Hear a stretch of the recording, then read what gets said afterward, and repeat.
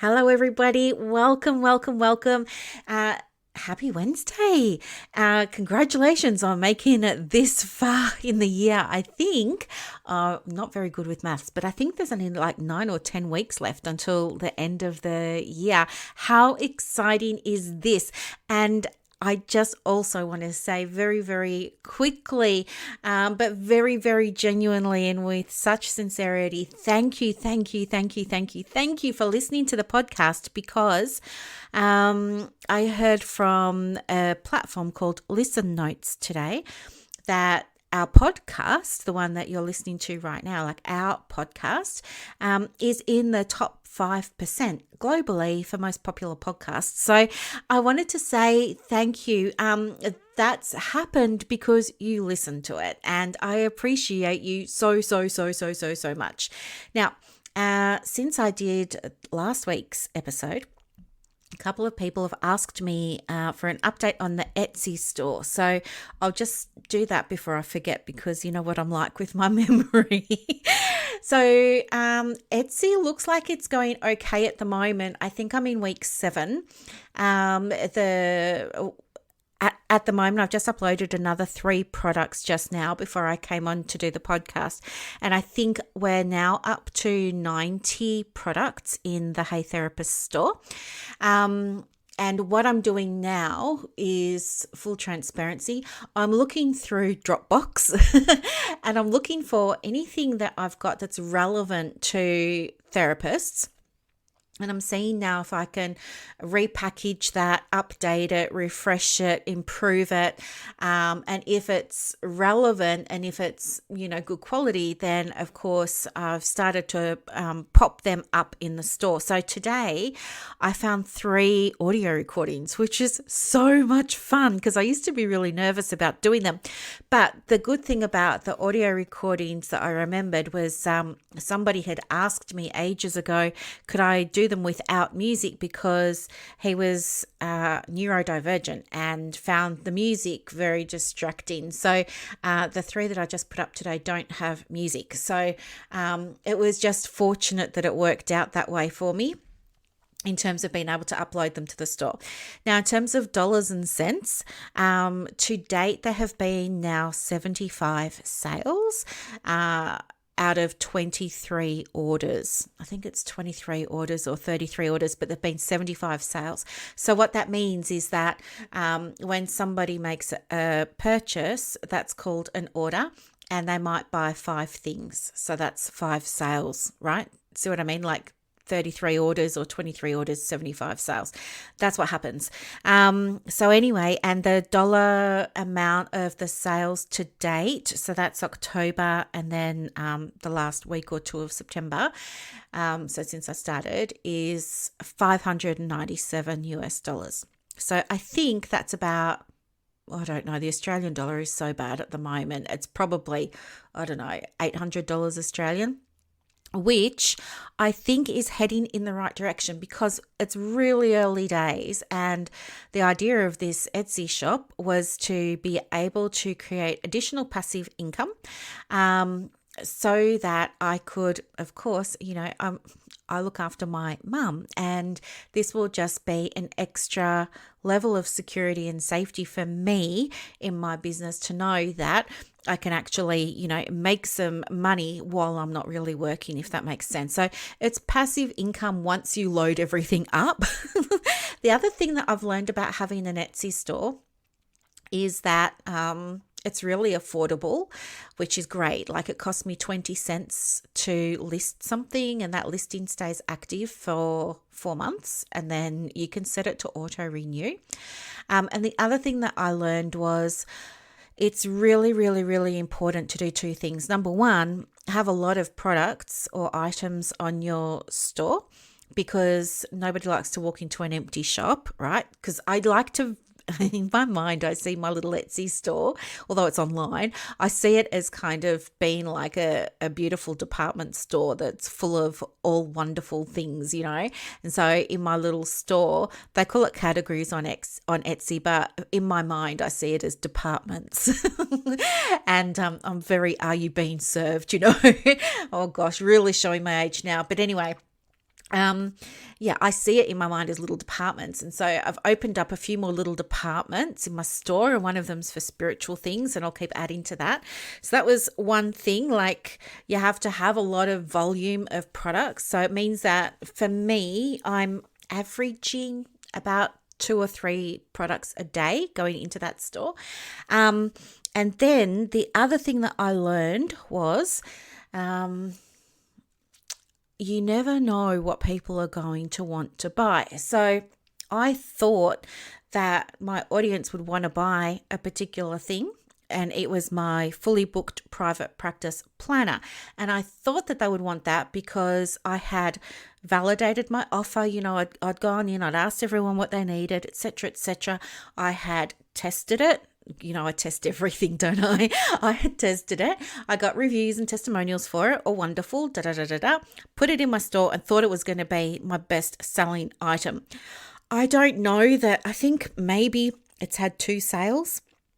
The thing that is really interesting is you just never know. Despite your best research, well, this was my experience anyway, I just had no idea what people were going to want to buy. And so it's interesting now that we're approaching 100 sales, we're on 75. So there's only 25 more sales to go. And then I can really start to get a clear picture of what's moving in the store.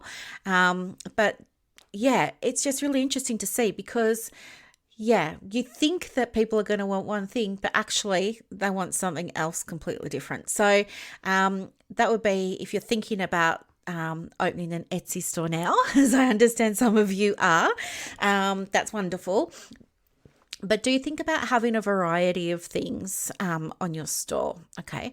So yeah, I am loving it, but you know me, I go through phases. It's the masculine energy and the feminine. Actually, I get really swept away in things for a few months and then I'm just like, I don't ever want to look at Etsy ever again. So what I'm going to do is just ride this wave of momentum while I've got it and fill up that store with as much as I possibly can. And then I'll just add to it periodically, not going at like a bull at a gate, which is what I'm doing now. But that's okay. Now, the other thing that I wanted to share with you too was, I'm doing this little bit of a social experiment with myself at the moment, and I'm about 2/3 of the way through that, and that's been really interesting. It's something that I want to share with you, as you know, but I need to finish it first and analyze the results, and then I want to repeat it because guess what? I kind of fell off the wagon with it a little bit. Again, total transparency.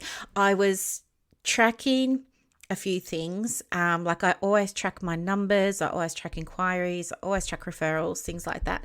But I was also making a Trello board, and in the Trello board, I was using it to make notes about what I was doing, so that if this all worked out, like my very secret project, if it all worked out, then I would be able to make it all pretty and nice and, share it with you. So, fell off the wagon with that. I'm pretty sure I can remember what I did, but I have to be more diligent with that. So that's now in the diary as a formal thing to do. So I might be doing my little experiment for another 30 days and we'll see how we go with that. But so far, it looks like what I'm doing is working. So I'm very excited to be able to tell you more about that. And then the other thing that I wanted to share with you as well was, just the universe really, was talking with some people around manifesting in the private practice. I'm very interested in how do I get more clients? That's a big question. So when people join my groups, I ask them in the join up questions, where do you need help? What are you struggling with? And every day, probably 9 out of 10 people will tell me finding clients. So anyway, I've been consulting the cards and it's been really interesting. 2 days now. So Monday, Tuesday, the same card came out, which was guidance around, stepping back, having a rest, nurturing, recharging the batteries and things like that, which of course makes a world of sense because in order to be manifesting what you want, you've got to allow space to receive. right? Though in the moment, it kind of feels counterintuitive. You're like, oh, yeah, right. So you just want me to go for walks in nature and pick daisies and, drink coffee in the beautiful seaside with the open air and blah, blah, blah. I've got a business to run. I need clients. I need money. I need, all that, whatever it is that goes through our heads, right? So it feels counterintuitive, but honestly, I can share with you that it worked for me. The other thing that I know for myself, and I did a little video on this today on my Facebook business page. I streamed it from Zoom actually onto the page, and I had to do it twice because Facebook wasn't loading the video for some reason. I don't know. Anyway, what I realized was sometimes when we're focusing on the absence of things, we're not actually acknowledging and giving space for the things that we've already got, which, as you know, is super important to do, because when we raise our vibration to one of gratitude and even better, one of appreciation, we become a vibrational match to more things to be grateful and appreciative for. And for you and I, that means in our business, in our private practice. So there was that. But what I want to talk with you about today is this whole idea of cause and effect, because it's come up again. I spoke about cause and effect on a previous podcast episode. I think, gosh, we're up to 320 episodes now, so I can't really recall when it was. But it's so important because especially when it comes to marketing your private practice. But not only that, especially when it comes to manifesting and creating success in the way you define success in your business. So here's what it looks like. If you are experiencing some unwanted thing, maybe it's a lack of clients, it's a paucity of clients, and you're saying, well, you know what, I'm in this situation, I've got no clients and no one's booking in, and it's because all the psychologists are taking away my clients, and we should be on Medicare, or whatever it is that you say to yourself, right? We've all got our own little inner dialogues. When you're in that space, what's happening is you are running the practice at effect, right? You are running the practice as a result of the effect of other people's actions or other people's inaction, right? So what this means is you're like in that victim mentality or in that victim role. Why is this happening to me? It isn't fair. Maybe I should go back to paid employment. I thought I was doing it the right way. Maybe I should lower my fees. All this no one wants to pay for my service. They all want to go and see psychologists, stuff like that. That is the victim mindset. It's also, you'll remember it from previous podcast episodes about the 4 levels of consciousness in private practice, and with that very first level being to me consciousness, which is everything's happening to you, everything's way out of your control, you're just at the mercy of everything, nothing you do is working, nothing you do is going well for you or the right way, irrespective of, you're just kind of in a space now where you just want to sit down and have a big cry. And do you know what? If you want to do that, that's totally fine. But here's the thing. You and I both know, we both know that everything that happens is temporary, okay? As a Buddhist principle as well, isn't it? That, everything is temporary. When we think about physics, quantum physics, we know that nothing stays the same, that everything's changing all of the time. So this may give you comfort if you're ready to hear it. If you're not ready to hear it and you need to sit in your stuff, okay? This is not a push or a pull to get you out of it. This is acknowledging you need to sit in your stuff sometimes. Even I sit in my stuff sometimes. But you will get to a point where you realize that you're ready and that something needs to change, something needs to give. And when you're in that level of awareness, you move into, when we speak about the levels of consciousness, you then move into by me consciousness. And that's where you start to take responsibility for things, but in a different way. So this is really important because it puts you back in control of the practice. It puts you back in control of the business. And that just has so many benefits, right? Because suddenly you get to direct everything. But when we're in this, right, we are now operating the practice from cause, not effect. Cause. So the first thing to do is to say, okay, what's this situation that I'm finding the business in right now? How did I cause it? What did I do that's resulted in this unwanted outcome? Or perhaps it was, what didn't I do that's resulted in this outcome? Did I not have the right forms signed off on? Did I not have the right processes in place? Did I not have automation set up? Did I, was I posting the wrong way on social media? Was I being too general on my website? All those sorts of things. So you want to identify how the behaviors or the thoughts or the feeling or the way you were showing up in your practice caused this unwanted situation. That's you taking responsibility. I know it's a bitter pill to swallow, isn't it? A bitter pill to swallow. Say that 10 times fast. And then what I want you to do is shift then into, okay, now that I understand that and I understand how it was caused, how can I now be the cause of change, right? What do I need to do?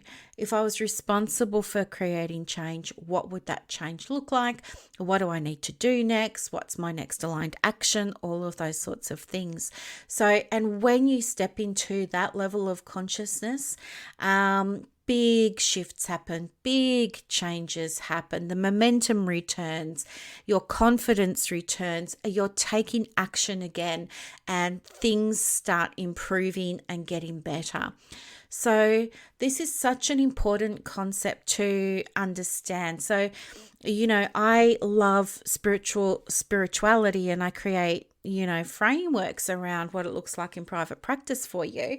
And today we're talking about the 4 levels of consciousness, but cause and effect actually comes from 2 places. It comes from psychology and it comes from neuro-linguistic programming, or NLP.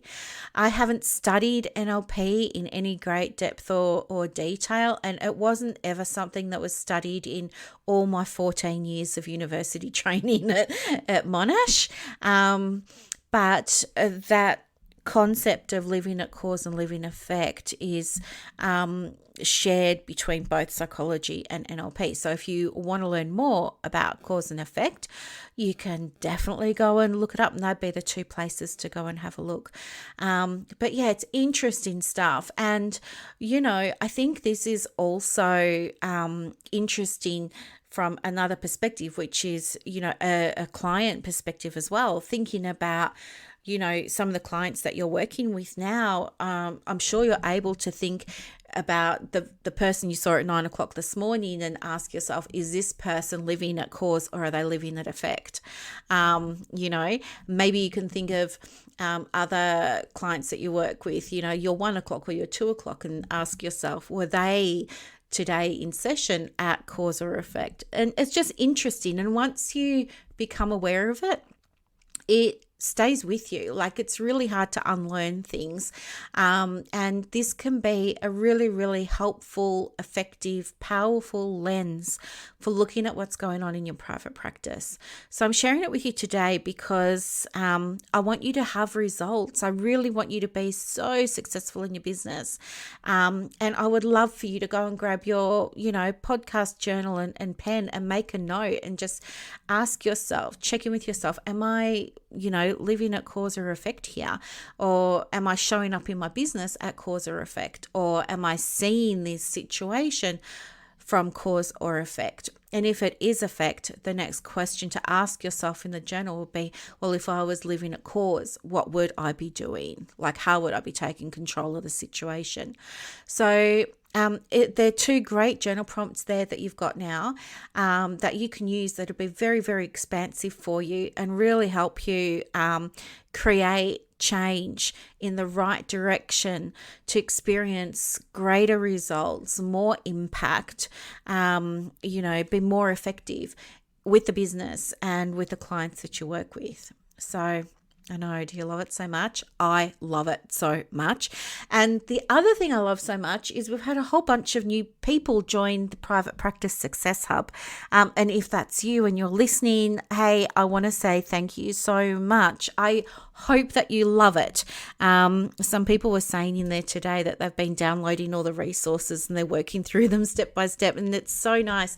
It was a portal that was set up for people who are new to private practice or people who are in private practice but perhaps just need to tidy up a few things. And once you've set up the practice and tidied up a few things, then you get to move into the other group, which is the inner circle. And it's in the inner circle that we have, deeper conversations and other tools that are along the frameworks that I use to help you with marketing from soul, marketing from that spiritual space so that it feels really good and light and easy.